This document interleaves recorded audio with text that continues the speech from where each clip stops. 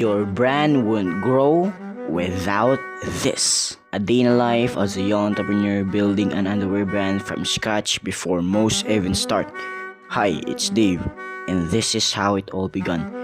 Daghan og mga brand ang nag-start na excited, na i-logo, na i-product, ug post na pod sa social media. Pero paglabay sa pila ka bulan, give up, hilom, walay traction, walay growth. Dili kay pangit ang imong product, dili pod kay kulang ka sa effort, kundi kulang ka sa why nimo. Para sa kuha, ang pinakauna nimo kailangan ma-figure out ay ang why nimo. Nganong kailangan nimo sugdan imong brand? Para lang ba sa sales? Para lang ba sa kwarta?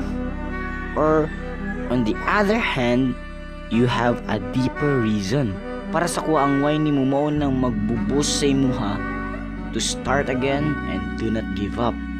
Ug kung ikaw mismo wala ka klaro sa imong why, unsaon pagtuo sa uban? Kaya bago ka mag-scale, bago ka mag-ads, bago ka magreklamo, klaruha sa imong why.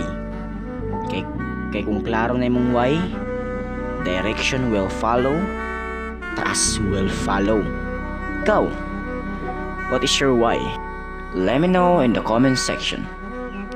That's it for now. A day in a life as a young entrepreneur who runs small business.